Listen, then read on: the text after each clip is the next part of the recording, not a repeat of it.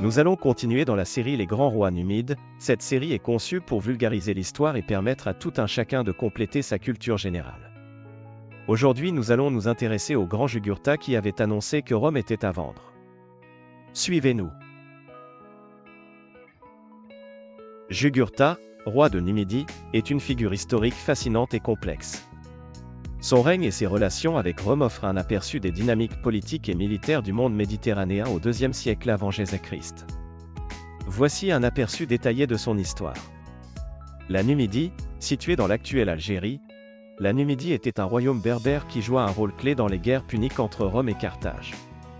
Après la défaite de Carthage en 146 avant Jésus-Christ, Rome augmenta son influence sur la région. Jugurtha est né vers 160 avant Jésus-Christ.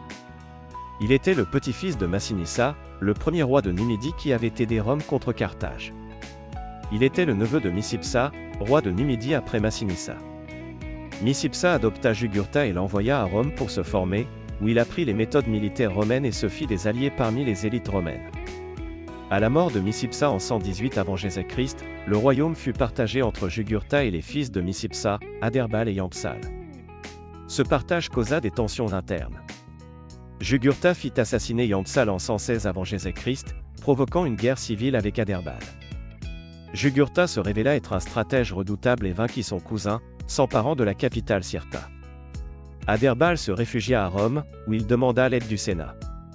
Cependant, Jugurtha réussit à corrompre certains sénateurs, retardant l'intervention romaine. Face à l'indignation publique, Rome finit par intervenir militairement. La guerre de Jugurtha fut marquée par des conflits intermittents, des accords de paix temporaires, et la continuation des actes de corruption.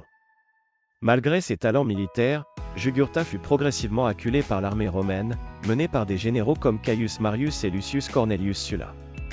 En 105 avant Jésus-Christ, Jugurtha fut trahi par Bocchus Ier, roi de Maurétanie, qui le livra aux Romains. Jugurtha fut emmené à Rome, où il fut exhibé lors du triomphe de Marius en 104 avant Jésus-Christ.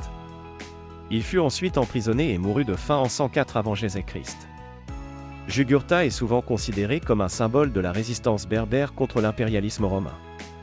Son histoire, largement documentée par l'historien romain Salluste dans La guerre de Jugurtha, met en lumière la corruption au sein du système politique romain et les défis auxquels faisait face Rome dans son expansion en Afrique du Nord.